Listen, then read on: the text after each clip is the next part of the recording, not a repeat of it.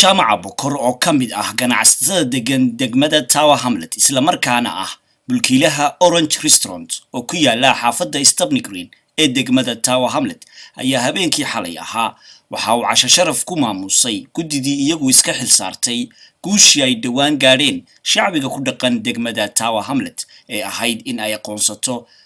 degmada Tower Hamlet jamhuuriyadda Somaliland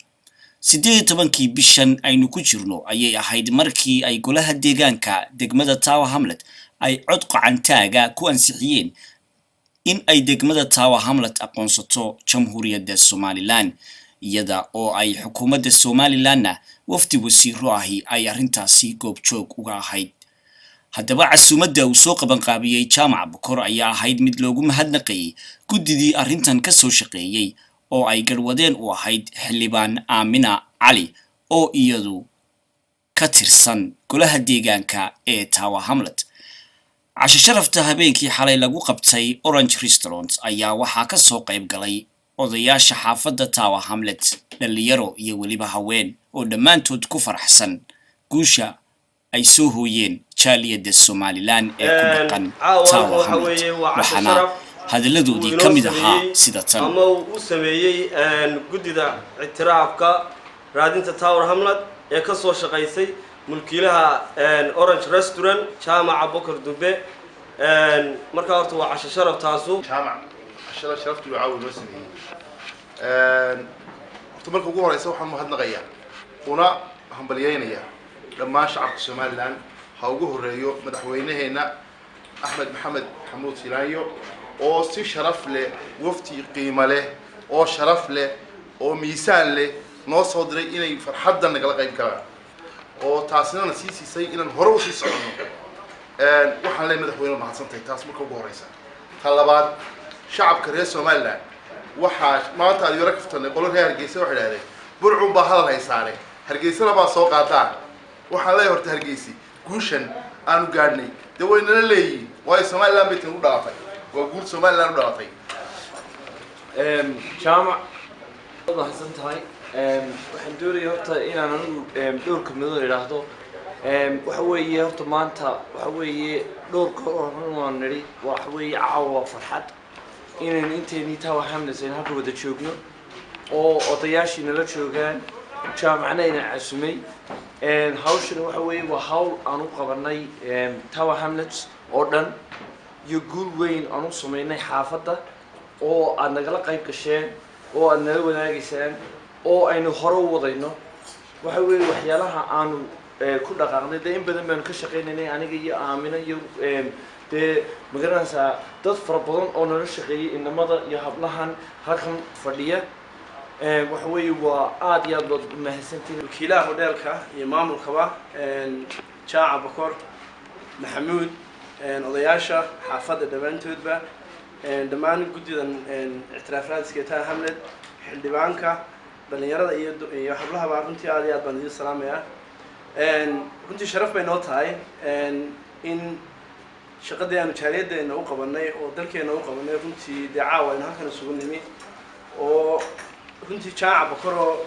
aan odhan karo runtii iyo maxamuud labaduba runtii ayna way naga mid ahaayeen oo xitaa mararka qaarkood miitinadaanu kooda iyo laba iyo habeennimaanu gelayna uu nala joogay jaaca runtii extra effort dheeraad uu runtiina geliyo oo dad badan aanay runtii oo dee danahooda iska baacmushtan aanay gelin runtii mar kale waxaan leeyahay aad iyo aad baad runtii u mahadsantahay mar labaad ku mahadsantahay dee inaad caawana casho sharaftan noo samayso sida raggii iga horreeyay sheegeen waa guultaa hamad usoo hoyatay somaliland usoo hoyatay waxaanan odhan karaa runtii waa bilowgii hawsha waxaan odhan lahaa waa xil ina wada saaran qofna magaranaysaa laguma baykareynayo qofna lacag lagu siin maayo inaynu danteena mararka qaarkood in danta shaksiga la dhigo danta qaranka laga hormariyo waxyaabo badan oo runtii dantaada ku jirin aad u guurayso u galab carowdo oo waxyaabaha dalkeena iyo dadkeena way nooga baahan yihiin marka aad iyo aad baan ugu mahadnaqayaa dhammaan dhalinyaradii qoladii markii hore nala bilowday iyo qoladii markii dambe na soo join gareysay salaamta islaamka assalaamu calaykum waraxmatullaahi wabarakaatu waxa weeye marka hore odayga soo ka yeedhay halkan businesskiisa wanaagsan yahay reer Tower Hamlet haddaynu nahay waynu ka duwanayn xaafadaha waxaynu gallay siyaasad markii halganka siyaasaddu iyo doorashadu dhacaysay hadday ahayd tiin qaranka ingiriiska iyo hadday tahay tiin muxuu ahay localkaba guul baa laga gaadhay foodkiina si fiican baa loo bixiyey muxuu ahaayey registrationkii xaafadda iyo foodka lasu qorayena si fiican baa looga qayb galay waa guul waxaynu ku guulaysanay inaynu keenno ku yeelano xubin firfircoon oo amina caliya dawladda hoose ama muxuu ahaayey dawladdan xaafaddan Tower Hamlet guul fiican bay ka dhalisay muxuu ahaayey oo ah guul noqotay qarankeena Soomaaliyeedna wuxuu tartay innakana ay horseedinoo ku ahayd magac inoo yeeshay tusaalena u noqon karta dhalinyarada halkan ku dhalatay iyadoo ay ka mid ahayd iyadoo maxay ahayd malaha generation ku horeeyay ah tusaalay u noqon kartaa waxa ay dalkeedii ku soo kordhisay iyo ummadeeda waayo waa shaqo recorded ah oo ay arkayaan runtii aad iyo aad baan idin salaamayaa soo dhawaada xaafadiinii ku soo dhawaada orange restaurant ku soo dhawaada markaan intaa idhaahdo sharaf bay mar labaadii tahay inaan aynu halkan ku kulanno oo aynu ku wada faraxno oo waxaan rajeynayaa inay farxaddeedu soconayso dee in muddo ah oo aanay maalin iyo laba ku dhammaanaynin laakiin maanta ay noqonayso maalmihii ugu horreeyey ee intii aynu guusha gaadhnay aynu isu nimaadno ee dib laysu arko waan idiin wada mahadnaqayaa waxaan si gaara ugu mahadnaqayaa u hambalyeynayaa aamine axmed cali kaar cabdirashiid hiired salabaan xaashi jaamac cali muuse farxaan sharwal nimco iyo intiina kaleba runtii waynu wada joognaa dadweynaha Somaliland dariska ah ee degan Tower Hamlet runtii ku deeshay mudan yihiin xaafadaha kale ama wadamada kale ee Yurub ama North America waxaan u soo jeedinayaa inay sidaas oo kale ku daydaan wixii information ay u baahdaanna ay ama Tower Hamlet ama Sheffield ama Cardiff ay la xiriiraan gudiyadii ka shaqeynayay hawlaha si ay u maraan dariiqii ay mareen waxa kale oo aan halkan iyadana doonayay inaan ku booriyo shacabka reer Somaliland waxa loo baahan yahay wada tashi iyo is-urursi iyo wada jir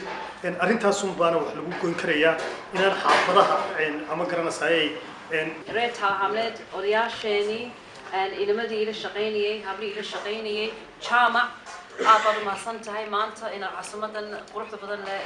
aad noo samaysay aniga iyo guddigii noo soo shaqeynayay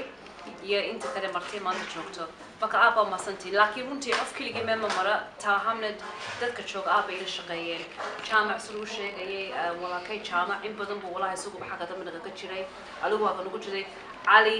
waa ogtahay cali beginningkii dadkii la shaqeynayay baad ahayd aan soo marnay dad badan oo kale maanta naga maqalna way joogaan runtii aad la soo shaqeeyay ama ha noqoto